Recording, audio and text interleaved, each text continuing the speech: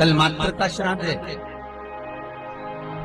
भारत की भूमि पर जितनी सुहागन स्त्रियां शांत होती हैं, जितनी कुंवारी बेटियां शांत होती हैं, जितनी भी स्त्रियां जिनकी तिथि भी याद नहीं है वो शांत हो जाती हैं। नवमी तिथि उन मातृकाओं बेटियां शांत होती हैं। जितनी भी स्त्रियां जिनकी तिथि भी याद नहीं है वो शांत हो जाती हैं। नवमी तिथि उन मातृकाओं का श्राद्ध का दिन रहता है। मातृका कोई जीव भटके ना, ऐसी कोई पुराण नहीं जिस पुराण में लिखा है कि स्त्री मरे तो स्त्री को ही भोजन करता। बहुत ध्यान देना महाराज का था। श्राद्ध पक्ष में कोई विडो स्त्री मर गई, कोई विधव्य नारी मर गई, विधवा स्त्री मर गई तो किसी विधवा को भोजन करे।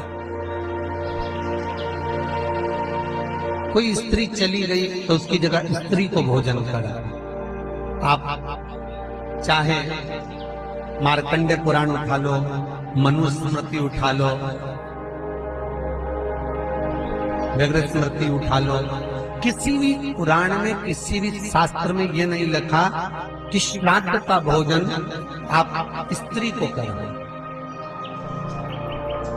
हर पुराण में एक ही बात लिखी है कि ब्राह्मण वो जो पूजन करता हो, ब्राह्मण वो जो गायत्री करता हो, ब्राह्मण वो जो भगवत भजन करता हो, ब्राह्मण वो जो मंत्र का जाप करता हो, ब्राह्मण वो जो नित्य प्रति संध्या करता हो, ब्राह्मण वो जो मंत्र का स्मरण करता हो, वेद और पुराण का ज्ञाता हो, ब्राह्मण वो जो भगवान की सेवा में तल्लीन रहता हो, ब्राह्मण वो जो कंधे पर जनेऊ धारण करता हो, ब्राह्मण वो जो मस्तक पर त्रिपुंड धारण करता हो, ब्राह्मण वो जो जिसके मुख से गायत्री का नित्य प्रति स्मरण होता हो, उसको भोजन कराने का श्राद्ध में हक है।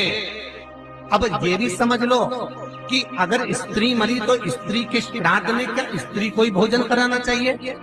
तो शिव महापुराण, करुण पुराण, गर्ग संहिता, बरहा पुराण, ये सारी पुराणे वर्णन करती है कि स्त्री को आप भोजन करा रहे हो। स्त्री क्या वेद पढ़ती है? स्त्री क्या गायत्री करती है? स्त्री क्या संध्या करती है? स्त्री क्या उपासना करती है? नहीं।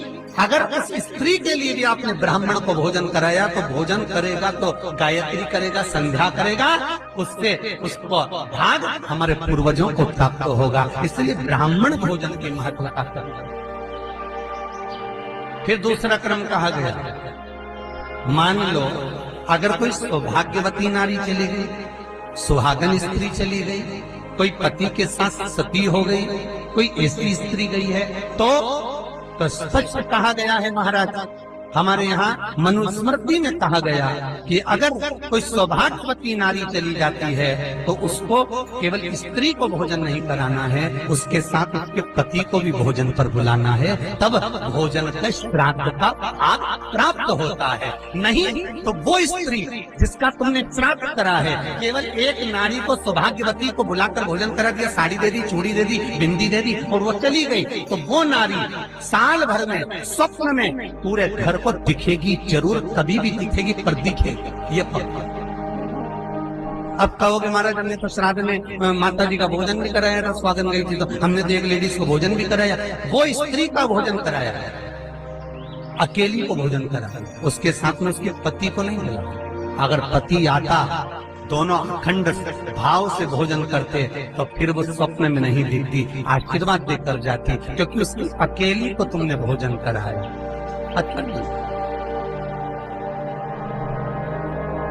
मनुस्मृति कहती है सुहागन स्त्री का जब श्राद्ध आता है तो उसके पति को भी जोड़े पर भोजन करने बुलाना चाहिए, अकेले नहीं।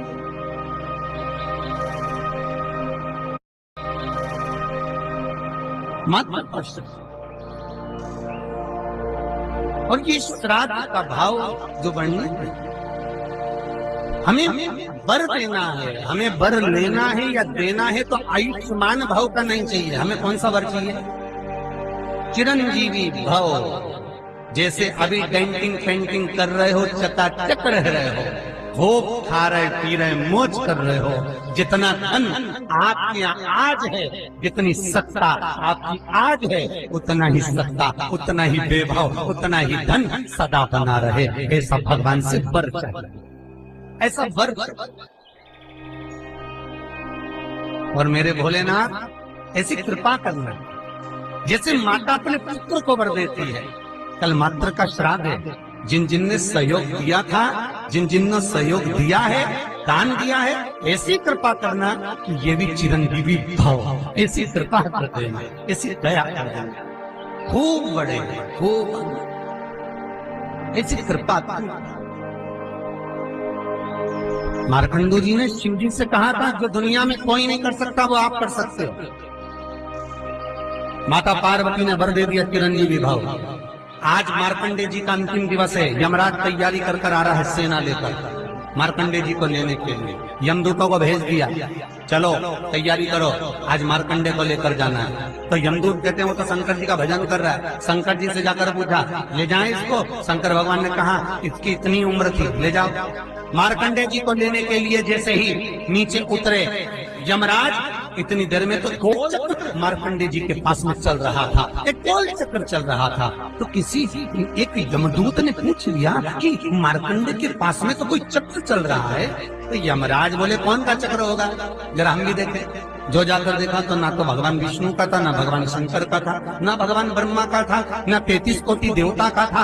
अगर वो चक्र था तो माता पार्वती के तेज पुंज का था। अगर वो चक्र था तो माता जगत जननी जगदम्बा ने जो वर प्रदान करा था, एक सात्वित्ववान स्त्री ने, एक धर्मवान, पुण्यवान, आनंदवान, अखंड सौभाग्यवती नारी ने जो वर दिया था, बस वही चक्र मार्कंडे जी के पास घूम रहा था, वही चक्र।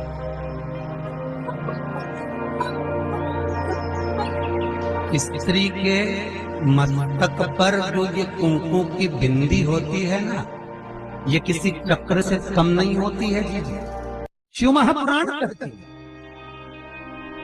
अगर ज्यादा रोग है, बीमारी है, तो श्राद्ध पक्ष की 9वीं तिथि के समय पर केवल बड़ के पत्ते के ऊपर, बड़ का जो पत्ता होता है, बड़ वृक्ष का पत्ता, उस पर काली तिल और जौ 21 बार उतार कर, जो व्यक्ति बहुत बीमार पड़ा रहता हो, कोई ना कोई बीमारी उसको घेरी रहती हो, तो बड़ के पत्ते पर काली तिल और जौ, काली तिल और जौ रख कर पितरों का स्मरण कर कर 9वीं तिथि के दिन 21 बार उतार कर बहते पानी में डाल दो या पीपल के पेड़ के नीचे रख दो, बीमारी समाप्त हो जाएगी, रोग नहीं घेर सकता। अगले श्राद्ध तक लिखकर रखना कि किस तारीख को करा, किस तिथि को करा, अगली तिथि तक जानना, आपको रोग नहीं आएगा, बीमारी नहीं, कष्ट नहीं।